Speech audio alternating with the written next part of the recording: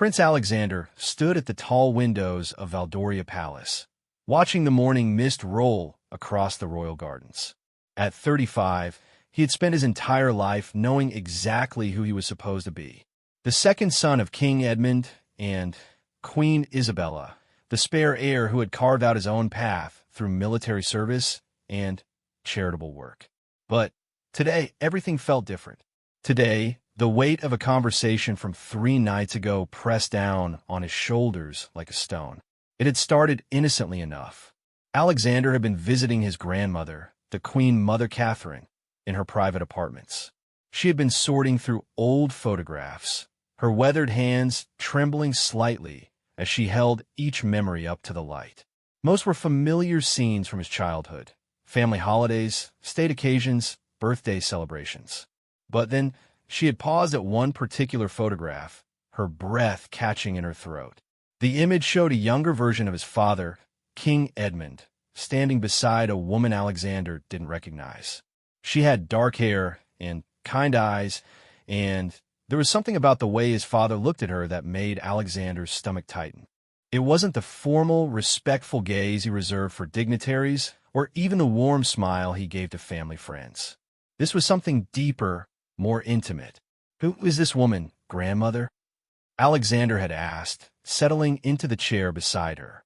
Queen Mother Catherine had clutched the photograph to her chest, her eyes suddenly bright with unshed tears. "Someone your father loved very much," she had whispered. "Someone who changed everything." Alexander had pressed gently for more information, but his grandmother had become agitated, speaking in fragments about promises made and secrets kept. She had mentioned a name, Diana Castellane, and something about letters hidden in the old oak desk in the library. But before Alexander could ask more questions, his grandmother's nurse had arrived for her evening medication, and the moment had passed. For 3 days, Alexander had tried to forget the conversation, telling himself that his grandmother was simply reminiscing about old friends. At 87, her memory wasn't always reliable, and sometimes she confused people and events. But the name Diana Castellane kept echoing in his mind, and finally, unable to resist, he had gone to the palace library. The oak desk his grandmother had mentioned sat in the corner, its drawers locked as they had been for as long as Alexander could remember. His father had always kept the key, claiming the desk contained sensitive state documents. But Alexander knew where his father kept his keys, and late last night, when the palace was quiet, he had let himself into the library. What he found in the bottom drawer made his world tilt on its axis. There were dozens of letters, all addressed to his father in elegant handwriting. The return address showed they were from Diana Castellane, and they spanned a period from 20 years before Alexander's birth to just 2 years after. But it wasn't just the letters that made Alexander's hands shake. It was the photograph tucked between them. The same woman from his grandmother's picture, but this time she was holding a baby with dark hair and the distinctive Valdorian nose that Alexander saw in the mirror every morning. On the back of the photograph, in his father's careful script, were the words, Diana and Alexander, age 6 months. Alexander had read through several of the letters, each one more devastating than the last. Diana Castellane had been his father's great love, the woman he had planned to marry before duty and royal protocols intervened. She had been deemed unsuitable by the royal council, a commoner with no title or fortune to bring to the crown. The marriage arrangements with Queen Isabella, a princess from the neighboring kingdom of Astoria, had already been finalized for political reasons. But Diana had been pregnant. The letters told the story in heartbreaking detail. How she had discovered her condition after King Edmund's engagement was announced, how she had written to him in desperation, and how he had been forced to choose between his personal happiness and his duty to the crown. He had chosen duty, but not before ensuring that Diana was cared for financially and that their child would never want for anything. The most devastating letter was dated just after Alexander's second birthday.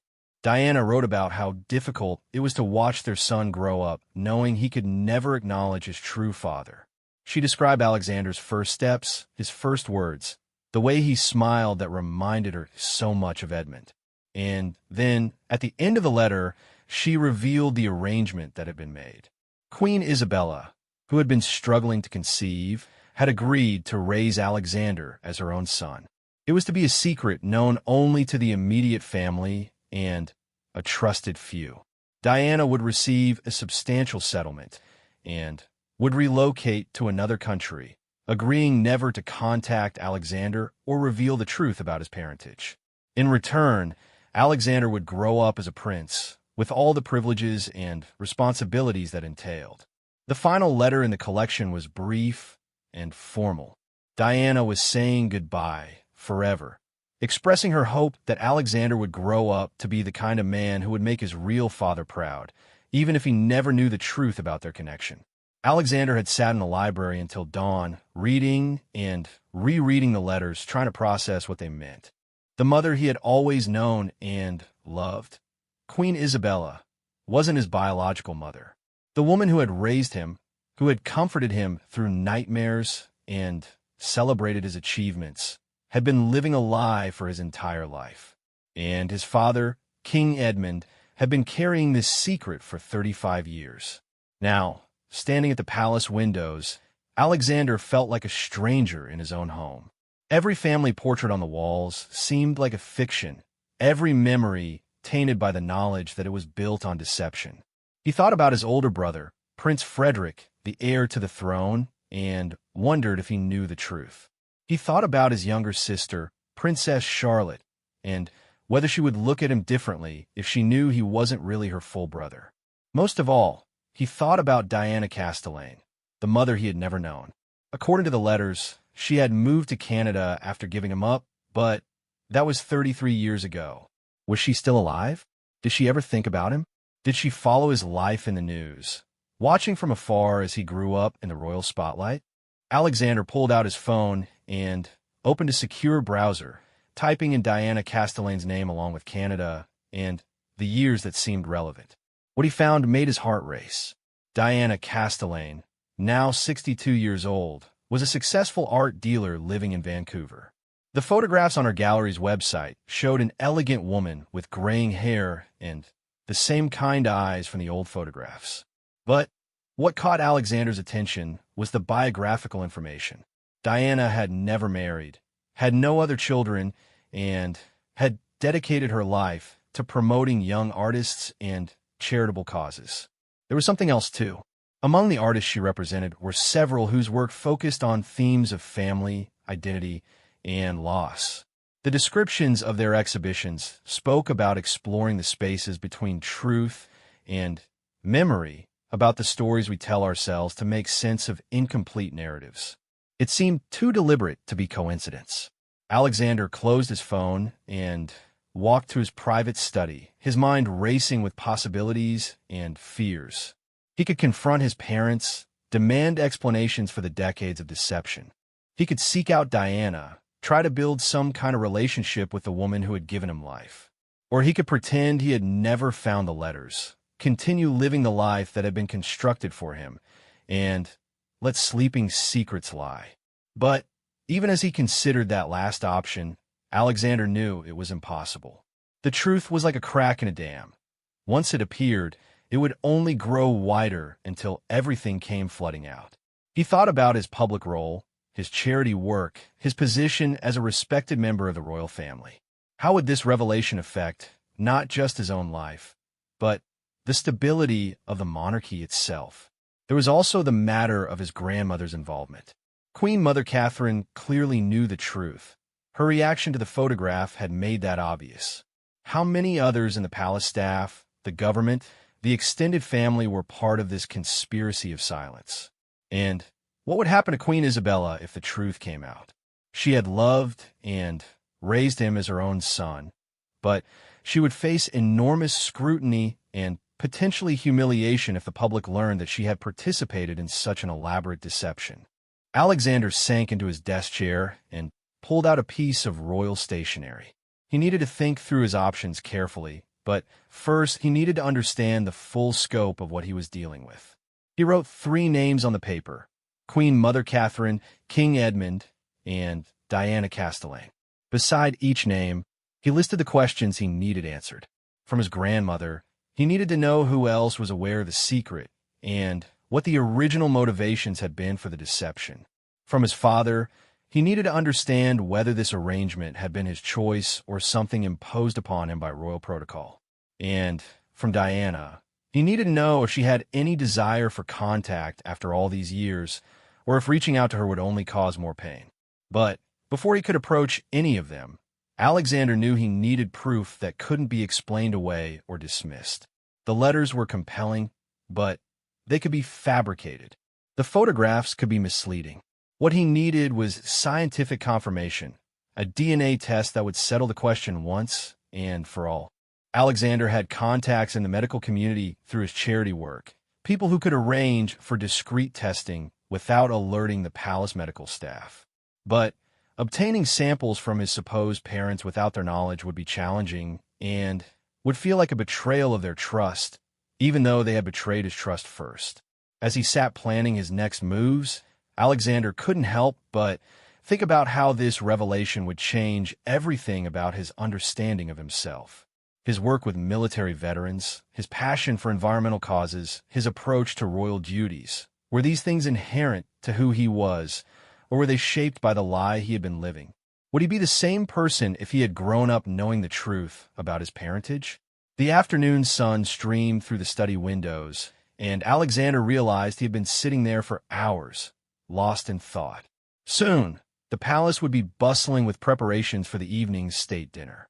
He would be expected to dress in his formal uniform, smile for photographs, and make polite conversation with foreign dignitaries. The thought of maintaining that facade while his entire world had shifted felt overwhelming. But as he rose from his desk, Alexander felt something else alongside the overwhelming confusion and hurt, a sense of purpose. For 35 years, he had been living someone else's version of his story. Now, for the first time, he had the opportunity to discover who he really was and what his true story might be. It would be painful, complicated, and potentially devastating for everyone involved. But it would also be honest. Alexander walked to his bedroom to prepare for the evening's obligations, knowing that this would likely be one of the last times he went through these motions without the weight of absolute truth pressing down on him. Tomorrow, he would begin the process of unraveling 35 years of carefully constructed fiction. Tonight, he would play the role of Prince Alexander of Aldoria one more time, knowing that the man who emerged from this journey might be someone entirely different. As he adjusted his dress uniform in the mirror, Alexander caught sight of his own reflection and wondered if Diana Castellane would recognize the baby she had held 35 years ago in the man he had become. More importantly, he wondered if he would recognize himself once all the secrets were finally brought into the light. The weight of silence had become unbearable, but Alexander was beginning to understand that the weight of truth might be even heavier. Still, as he prepared to face another evening of royal obligations, he knew there was no going back. The questions had been asked, even if only in his own mind, and they demanded answers. Whatever came next, it would be real in a way that his life had never been before. The state dinner proceeded exactly as Alexander had expected, polished, formal, and utterly surreal. He found himself studying the faces around the grand dining table with new eyes, wondering who among the assembled guests and family members knew the truth about his parentage. His father, King Edmund, sat at the head of the table, engaging in animated conversation with the visiting prime minister, while Queen Isabella gracefully managed the social dynamics with the practiced ease of decades of royal entertaining. Alexander caught his mother, the woman he still thought of as his mother, glancing at him several times during the evening. Each time their eyes met, she offered him a warm smile, but there was something else in her expression that he hadn't noticed before. A fleeting shadow of concern, perhaps even guilt. Was it possible that she suspected he had discovered something, Or was he simply projecting his own emotional turmoil onto her familiar features? Prince Frederick, Alexander's older brother and heir to the throne, was holding court with several young diplomats, his confidence and natural leadership evident in every gesture. Alexander had always admired Frederick's certainty about his role and his future. Now, watching his brother navigate the evening's conversations with such ease, Alexander felt a stab of something that might have been envy. Frederick knew exactly who he was and where he belonged. Alexander was no longer sure he belonged anywhere. After the dinner concluded and the guests had retired to the drawing room for coffee and liqueurs, Alexander excused himself, claiming fatigue from a busy week of royal engagements. Instead of going to his rooms, however, he made his way back to his grandmother's apartments. Queen Mother Catherine often stayed up late reading, and he hoped to find her alone and alert enough for a serious conversation. He knocked softly on her door, and her voice called for him to enter. She was sitting in her favorite armchair by the fireplace, a book of poetry open in her lap, but Alexander could see that she hadn't been reading. Her eyes had that distant look that meant she had been lost in memories. "Alexander, dear," she said, setting the book aside. "I wasn't expecting you. How was the dinner?" "Grandmother, we need to talk," Alexander said, taking the chair across from her. "About Diana Castellane." The change in his grandmother's expression was immediate and dramatic. The color drained from her face, and her hands began to tremble. "Alexander, I found the letters," he said gently, "in Father's desk. I know about Diana, and I know about the arrangement that was made when I was born." Queen Mother Catherine closed her eyes and was quiet for so long that Alexander began to worry she might be having some kind of episode. When she finally spoke, her voice was barely above a whisper. "I've been dreading this conversation for 35 years, she said, "and hoping for it, if I'm being honest. The weight of this secret has been enormous." "Tell me everything," Alexander said. "Please, I need to understand how this happened and why." His grandmother took a shaky breath and began to speak. The story she told was more complex and heartbreaking than Alexander had imagined from reading the letters alone. Diana Castellane had been a university student studying art history when she met Prince Edmund at a gallery opening in London. Edmund, then 28 and still unmarried despite increasing pressure from the royal council, had been immediately captivated by her intelligence and passion for art. What had begun as a chance encounter had developed into a deep, genuine love affair that lasted nearly 2 years. "Your father was a different man when he was with Diana," Queen Mother Catherine said. "Lighter, more himself. He would sneak away from royal obligations just to spend time with her. And for the first time in his life, he seemed to forget that he was destined to be king. But their relationship had been conducted in absolute secrecy. Diana had no idea initially that her boyfriend Edmund was actually Prince Edmund, heir to the throne of Valdoria. She had known him simply as Eddie, a man who seemed to have flexible work hours and an unusual amount of knowledge about art and history. It wasn't until they had been together for 6 months that Edmund finally revealed his true identity. Diana was devastated. Queen Mother Catherine continued. Not because he was royal, but because he had lied to her. She felt that everything about their relationship was built on deception, and she wasn't wrong. Edmund begged her to forgive him, promised he would find a way to make it work, but by then, the royal council had already begun negotiating his marriage to Princess Isabella of Astoria. The marriage arrangement with Isabella had been years in the making, designed to strengthen political and economic ties between the two kingdoms. Breaking the engagement would have been possible, but it would have caused a significant diplomatic crisis and potentially destabilized the region's balance of power. "We were in an impossible situation," Queen Mother Catherine said. Edmund was torn between his duty to the crown and his love for Diana. Your grandfather, King William, was still alive then, and he was adamant that Edmund honor the engagement. The future of both kingdoms was at stake.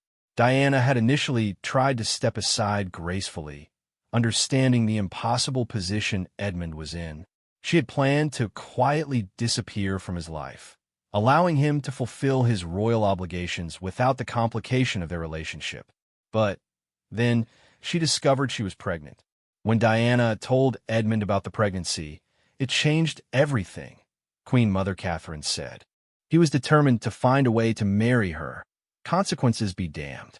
He was prepared to abdicate if necessary. Alexander felt a chill at these words. His biological father had been willing to give up the throne for him and Diana. The weight of that sacrifice and the fact that it had ultimately been deemed unnecessary was staggering. What stopped him? Alexander asked. I did, Queen Mother Catherine said, and Alexander could see the guilt and regret written across her face. Along with your grandfather and the royal council, we convinced Edmund that abdication would be catastrophic for the country and for both kingdoms. We painted pictures of economic collapse, political instability, even potential military conflicts with neighboring countries that might see the chaos as an opportunity to expand their influence. The alternative solution had been proposed by Princess Isabella herself. She had been aware of Edmund's relationship with Diana. Royal intelligence services had been monitoring the situation closely, and she had also been struggling with her own secret. Isabella had been dealing with fertility issues that made it unlikely she would ever be able to have children naturally. The doctors had been discreet, but the prognosis was not encouraging.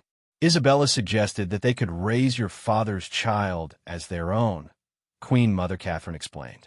She would gain the heir she needed to secure her position as future queen. Edmund would know that his child was being raised with all the advantages of royal birth, and Diana would be free to build a new life without the complications of royal connections. The arrangement had been formalized through a series of legal documents that were sealed and hidden away. Diana would receive a substantial financial settlement that would ensure her comfort for life, but she would also be required to sign agreements that prevented her from ever revealing the truth about Alexander's parentage or attempting to contact him. Diana agreed to this. Alexander asked, struggling to understand how any mother could voluntarily give up her child. She fought it for months, Queen Mother Catherine said, but eventually she came to believe that it was the best thing for you.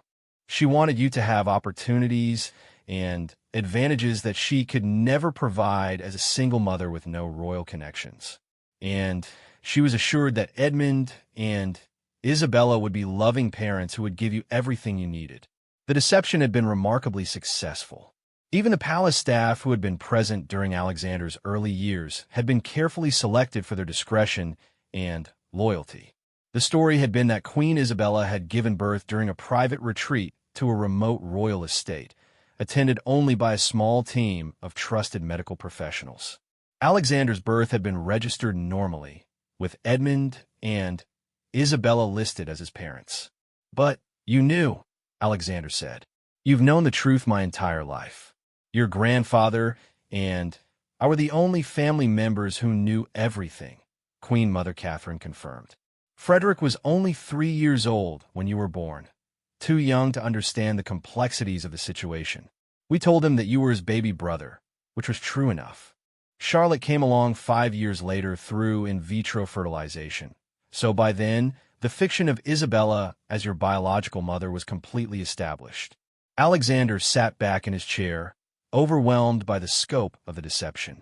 Does Isabella know that I know? I don't think so, Queen Mother Catherine said. But she's been worried lately. Last week, she asked me if I thought you seemed different, distant. A mother notices these things, even when that mother isn't. Even when that mother isn't actually a mother, Alexander finished. Isabella has been your mother in every way that matters, Queen Mother Catherine said firmly. She has loved you and worried about you and been proud of your accomplishments. The biology is just one aspect of parenthood. Alexander knew his grandmother was right, but the knowledge didn't make the situation any less painful. What about Diana? Do you know anything about her life after she left? Queen Mother Catherine nodded slowly. Your father has kept track of her over the years. Not invasive surveillance, just enough to know that she's been well and happy. She built a successful career in art dealing, never married, never had other children. She honored her agreement never to contact you or reveal the truth, even when you began appearing regularly in the news as an adult. Does she know about my military service? My charity work? Alexander asked. I think she follows your public activities, Queen Mother Catherine said carefully. Your father mentioned once that she had made a significant anonymous donation to one of your veteran support organizations. The donation came through her gallery, but she requested that her name not be associated with it. This revelation hit Alexander harder than he had expected. The idea that his biological mother had been following his life from afar, even supporting his work in small ways, made the separation feel both more real and more tragic. Grandmother, what should I do with this information? Alexander asked. I can't pretend I don't know, but I don't know how to move forward either. Queen Mother Catherine reached over and took his hand. That's a decision only you can make, dear. But I will say this, whatever you decide to do, think carefully about the consequences for everyone involved. This secret has protected a lot of people for a very long time. Revealing it now would change everything, not just for you, but for your parents, for Frederick and Charlotte, for the stability of the monarchy itself. Are you saying I should continue living a lie? Alexander asked. I'm saying that some truths are more complicated than others, Queen Mother Catherine replied. Your parents' love for you is real. Your accomplishments are your own. Your position as a prince has allowed you to do meaningful work that has helped thousands of people. Sometimes, the truth we know privately is more important than the truth we share publicly. Alexander left his grandmother's apartments with even more questions than he had arrived with, but also with a deeper understanding of the complex motivations that had shaped his entire existence.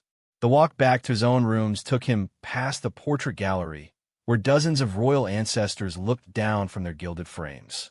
For the first time in his life, Alexander wondered if he belonged among them. In his bedroom, he pulled out his laptop and spent hours researching Diana Castellan's gallery and her life in Vancouver. The more he learned about her, the more questions he had. Her gallery specialized in contemporary artists who explored themes of identity and belonging. She had written several articles about the importance of art in processing loss and separation. And most intriguingly, she had established a scholarship fund for young artists who were exploring their family histories through their work. It was nearly dawn when Alexander finally closed his laptop and tried to sleep. But rest was elusive. His mind kept returning to a single image, the photograph of Diana holding him as a baby, the love and sadness in her eyes as clear as if the picture had been taken yesterday. Somewhere in Vancouver, a woman who had given birth to him was probably also lying awake, never knowing that the child she had sacrificed so much for was finally learning the truth about his origins. As the sun began to rise over the palace grounds, Alexander made a decision. He needed to know more than what letters and second-hand accounts could tell him. He needed to understand Diana Castellan's perspective on the choices that had been made. And despite the risks and potential consequences, he needed to know if there was any possibility of building some kind of relationship with the woman who had given him life. But first, he would need to have some very difficult conversations with the people who had raised him. The truth was coming out one way or another. The only question was whether it would emerge through honest dialogue or through the kind of explosive revelation that could destroy everything the royal family had worked to build. Alexander had planned to approach his parents separately, but fate intervened when he encountered them together in the palace's private dining room the next morning. King Edmund and Queen Isabella were sharing a quiet breakfast, reading through the daily briefings that kept them informed about national and international affairs. It was a scene Alexander had witnessed countless times throughout his life, but now it felt charged with the weight of unspoken secrets. "Good morning, Alexander," Queen Isabella said warmly, looking up from her papers. "You're up early for someone who claimed to be tired last night."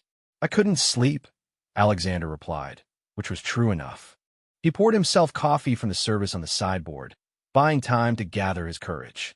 "I was thinking about family history, about stories we tell ourselves about who we are."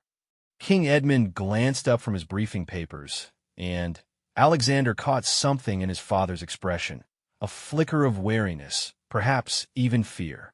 It was subtle, but Alexander was beginning to read the micro-expressions of his family members differently now that he knew they had been keeping secrets from him for his entire life. "That's rather philosophical for 7 in the morning," King Edmund said, attempting lightness. "Any particular reason for these existential reflections?" Alexander set down his coffee cup and looked directly at both of his parents. "I found the letters from Diana Castellane. I know about the arrangement that was made when I was born. I know that Isabella isn't my biological mother." The reaction was immediate and dramatic. Queen Isabella went completely pale and gripped the edge of the table as if she might fall. King Edmund's briefing papers scattered to the floor as he stood abruptly, his face cycling through shock, fear, and something that might have been relief. "Alexander," Queen Isabella whispered, and he could hear years of anxiety and guilt in those 3 syllables. "How long have you known?" King Edmund asked, his voice tight with control. 3 days, Alexander said, "since I found Grandmother Catherine with those old photographs. She mentioned Diana's name, and I couldn't let it go." King Edmund sank back into his chair, suddenly looking every one of his 63 years. "I should have destroyed those letters years ago. I kept telling myself I would, but I could never bring myself to do it. They were all I had left of that time in my life." "You loved her," Alexander said. "It wasn't a question. More than I thought it was possible to love another person," King Edmund admitted. She was everything I didn't know I was looking for. Intelligent, passionate, completely herself in a way that no one else in my life had ever been. Being with her was the first time I forgot I was a prince and just felt like a man. Queen Isabella was crying silently, tears streaming down her face as she listened to her husband speak about loving another woman. Alexander felt a stab of guilt for forcing this conversation, but he knew there was no going back now. "Isabella," Alexander said gently, "I need to understand your part in this. Grandmother Catherine told me that the arrangement was partially your idea." Queen Isabella wiped her eyes and took a shaky breath. "I was desperate," she said. "The marriage to your father was arranged when I was 17 years old. I had no choice in the matter, no say in my own future. I came to Valdoria knowing that my primary purpose was to produce an heir to secure both kingdoms' alliance. When the doctors told me that natural conception would be extremely difficult, possibly impossible, I felt like a complete failure before my marriage had even really begun." She looked at King Edmund with an expression of profound sadness. "I knew Edmund didn't love me. How could he? We barely knew each other. The marriage was a political arrangement, nothing more. When I learned about Diana and the pregnancy, I saw it as an opportunity to solve multiple problems at once. But taking another woman's child," Alexander began. "I convinced myself it would be temporary," Queen Isabella interrupted. "I thought that once Diana was gone and the situation was settled, Edmund and I would find a way to build a real marriage. I thought we might even have children of our own eventually through medical intervention. I told myself that raising you would be practice for the family we would build together. But that's not what happened," Alexander said. Queen Isabella shook her head. "Edmund was devastated by losing Diana. He went through the motions of our marriage, fulfilled his royal duties, was perfectly correct and polite. But he was never really present. And then, when you arrived, everything changed." She smiled through her tears as she looked at Alexander. "You were the most beautiful baby I had ever seen, and you were so alert, so curious about everything around you. From the moment I held you, I forgot that you hadn't grown inside my body. You were my son in every way that mattered. And Edmund, watching him with you was like watching him come back to life." King Edmund was staring at his hands, his emotions clearly overwhelming. "You saved us all, Alexander," he said quietly. "Having you to focus on, to love, to raise, it gave Isabella and me a purpose that transcended the political arrangements that had brought us together. We became a real family because of you." "But you never told me the truth," Alexander said. Even when I was old enough to understand, you let me live a lie. We thought about telling you, King Edmund said, many times over the years. But as he got older, the lie became more and more entrenched. You thought of Isabella as your mother, and she thought of you as her son. Revealing the truth would have devastated you both and served no practical purpose. What about Diana? Alexander asked. Did either of you ever consider what it must have been like for her to give up her child and then watch him grow up in the newspapers and magazines? The question hung in the air for a long moment. Finally, King Edmund answered, I have thought about Diana every single day for 35 years. Not a day goes by that I don't wonder what our lives would have been like if I had been brave enough to choose love over duty. But the choice was made, and we all had to live with the consequences. Have you had any contact with her since she left? Alexander asked. King Edmund hesitated, then nodded slowly. Limited contact. I made sure she's been financially secure, and I've kept track of her general welfare. She's built a remarkable life for herself in Canada. She's successful, respected in her field, and, as far as I can tell, content with the choices she made. Does she know about my life? My work? Alexander asked. She follows your public activities, King Edmund admitted. She's never said so directly in the few letters we've exchanged over the years, but I know she's proud of the man you've become. Alexander felt a surge of emotion at this confirmation of what his grandmother had suggested. I want to contact her. The reaction was swift and alarmed from both parents. Alexander, you can't, Queen Isabella said urgently. The agreements she signed, the legal implications alone, King Edmund began. I don't care about the legal implications, Alexander said firmly. And I think Diana deserves the chance to decide for herself whether she wants any kind of relationship with me. She may not want contact, and I would respect that decision. But she should have the choice. King Edmund stood and walked to the window, his posture tense with anxiety.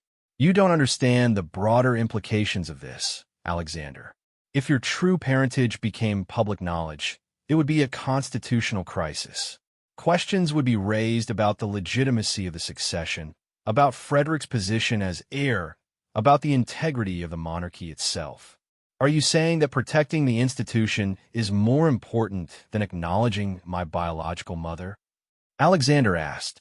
I'm saying that millions of people depend on the stability of this monarchy for their security, their economy, their national identity, King Edmund replied. Your personal relationship with Diana, however important it might be to you, cannot take precedence over those broader responsibilities. Alexander felt anger rising in his chest. So I'm supposed to continue living a lie for the rest of my life to protect an institution that was built on deception? It's not that simple, Queen Isabella said. Alexander, you have to understand, this secret hasn't just protected the monarchy.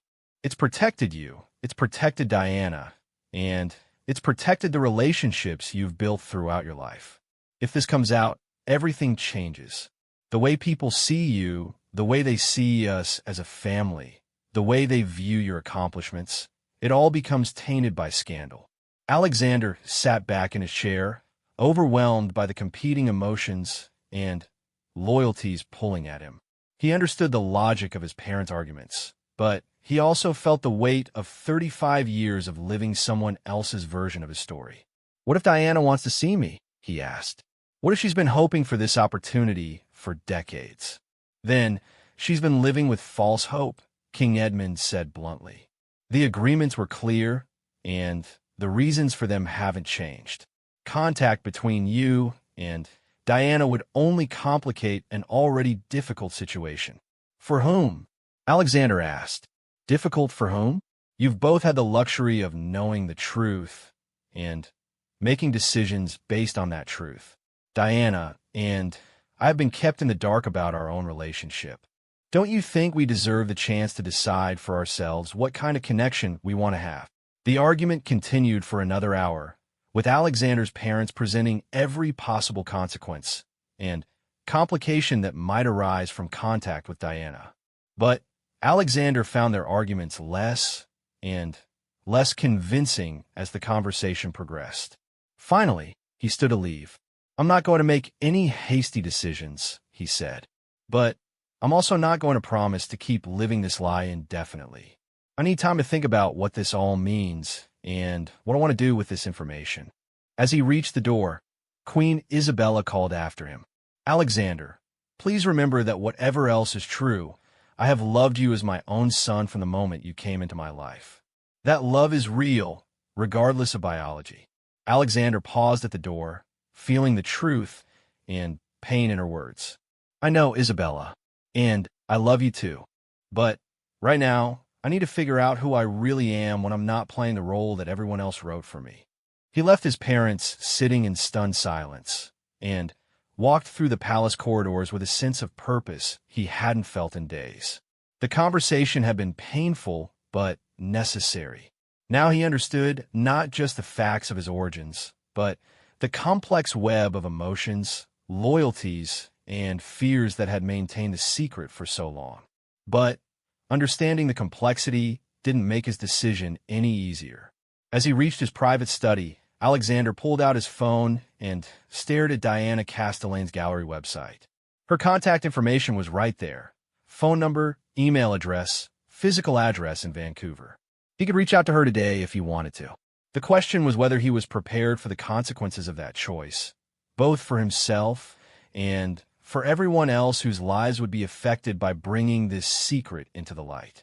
As Alexander sat staring at his phone, he realized that he was facing the same impossible choice between personal truth and institutional duty that had defined his father's life 35 years ago. The difference was that Alexander now had the information and the agency to make his own choice. What he decided to do with that power would shape not just his own future, but the future of everyone he loved. 3 weeks had passed since Alexander's confrontation with his parents, and the weight of indecision was becoming unbearable. He had thrown himself into his royal duties with unusual intensity, as if maintaining a perfect public facade could somehow resolve the chaos in his private life. But every state function, every charity gala, every ribbon-cutting felt like an elaborate performance where he had forgotten his lines.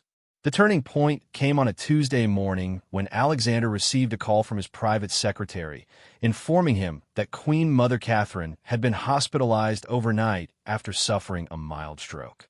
Racing to the hospital, Alexander found his grandmother conscious, but visibly frail, her speech slightly slurred but her mind still sharp. "Alexander," she whispered when he entered her room, "I need to tell you something before it's too late." "Grandmother, you need to rest," Alexander said, taking her hand. "No," she said firmly. "I need you to know about the last letter." Alexander's heart clenched. "What last letter?" "From Diana," Queen Mother Catherine said with effort. "Your father doesn't know about it. It came to me directly about 5 years ago.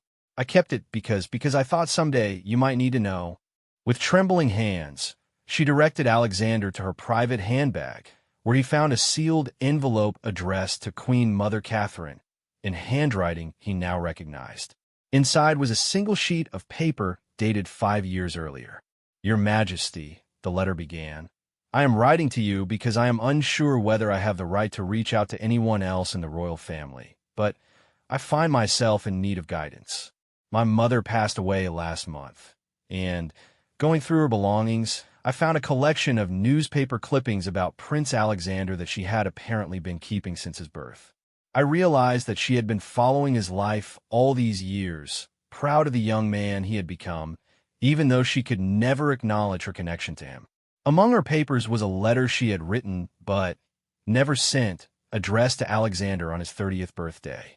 In it, she expressed her hope that he was happy and fulfilled, and her regret that circumstances had prevented her from being part of his life. "I'm not asking for anything specific, and I would never presume to disrupt the arrangements that were made so many years ago.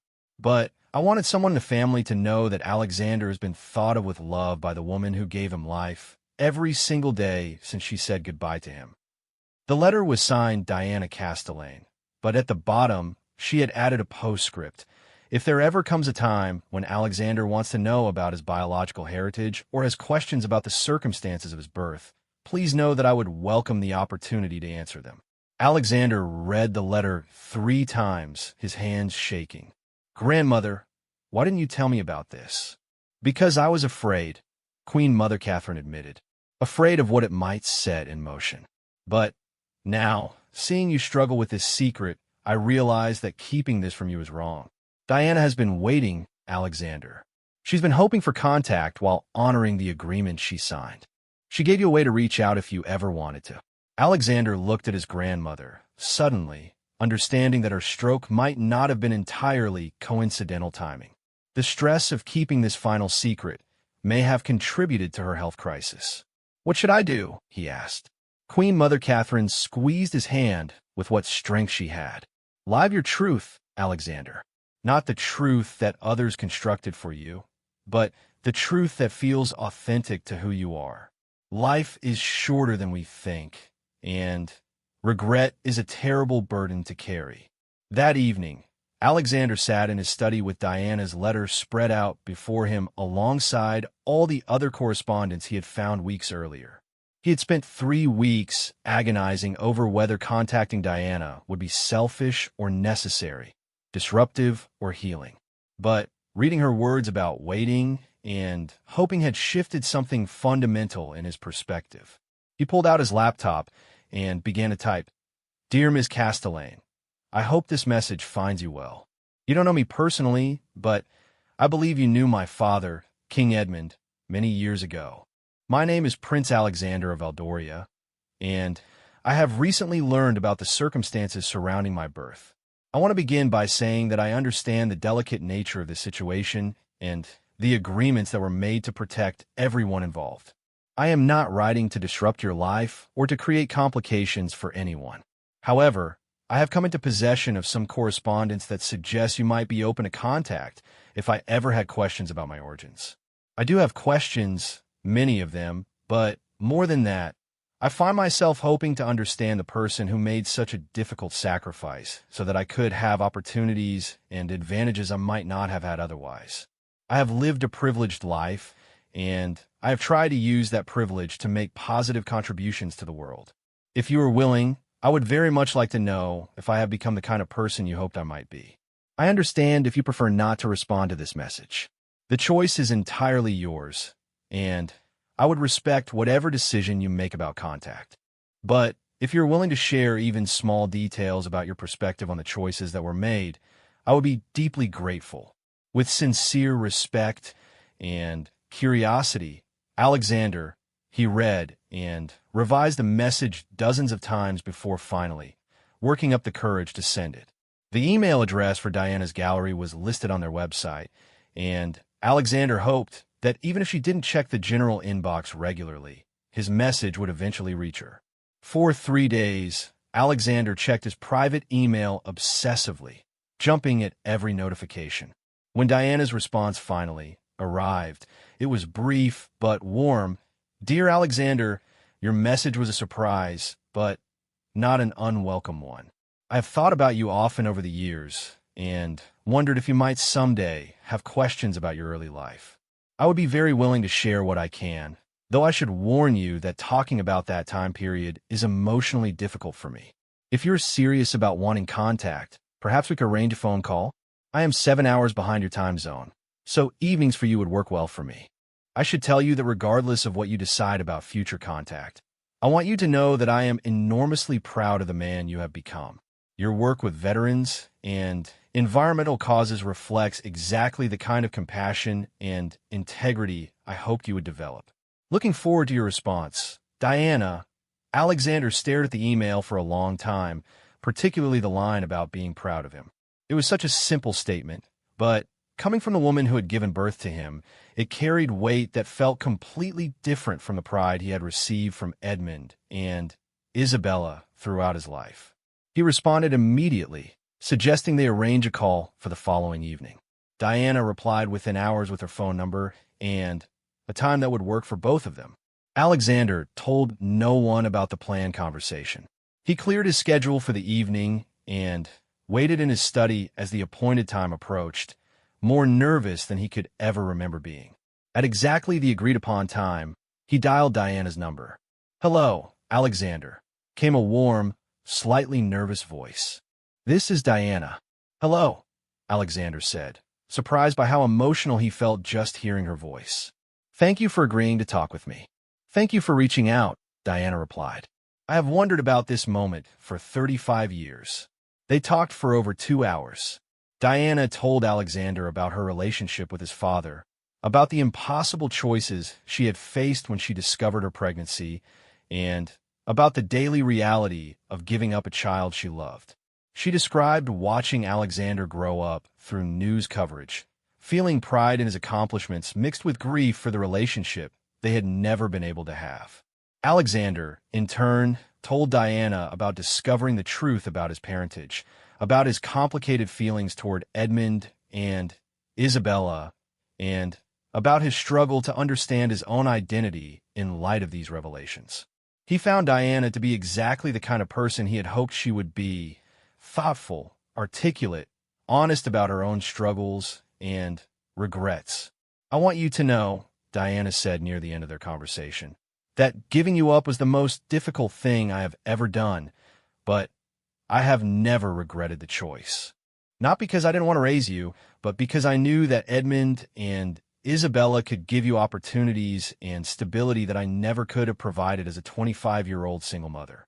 "Do you ever wonder what our relationship might have been like if things had been different?" Alexander asked. "Every day," Diana replied honestly. "But I also know that the person you became was shaped by the life you lived. If you had grown up differently, you might be a completely different person. I love the person you are now, Alexander, even though I didn't get to be part of creating that person." By the time they hung up, both Alexander and Diana were emotional, but also oddly relieved. The conversation had been everything Alexander had hoped it would be: honest, warm, and healing.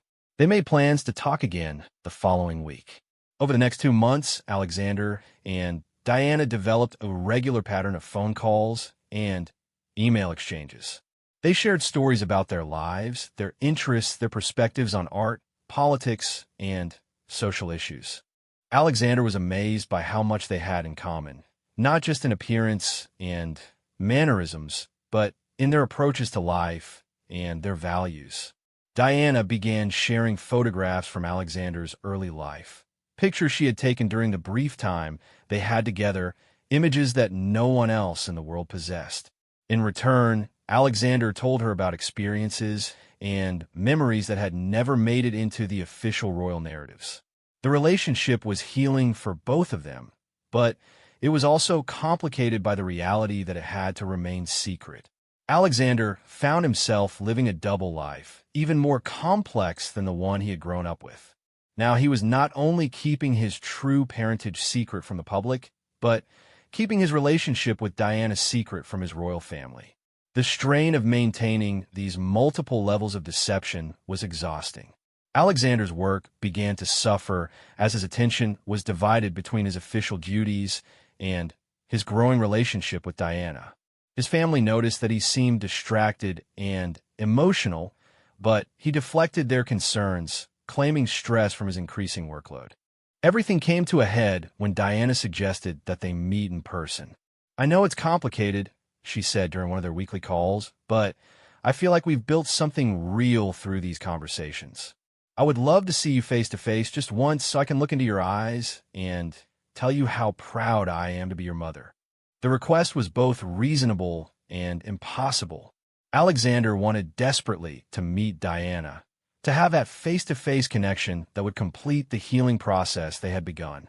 But arranging such a meeting would require explanations and potentially expose their relationship to scrutiny that could destroy everything they had built. As Alexander wrestled with this decision, he realized that he was facing the same choice his father had faced 35 years earlier: the choice between personal truth and institutional obligation. But unlike his father, Alexander had the benefit of knowing exactly what it cost to choose obligation over authenticity. Sitting in his study late one night, Alexander made a decision that surprised even him. He opened his laptop and began typing another letter, this one addressed to his father, King Edmund. In it, he outlined his relationship with Diana, his decision to meet her in person, and his willingness to face whatever consequences that choice might bring. I understand that this decision may have implications beyond my personal situation, he wrote. But I also understand now that living an authentic life sometimes requires accepting consequences that others may find unacceptable.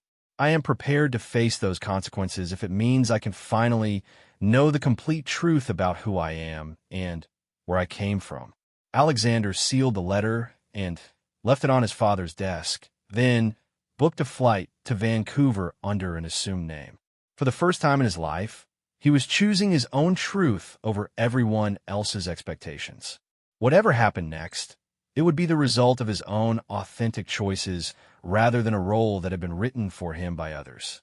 As his plane lifted off from the Valdoria airport, Alexander felt something he had never experienced before: the terrifying, exhilarating freedom of living his own story.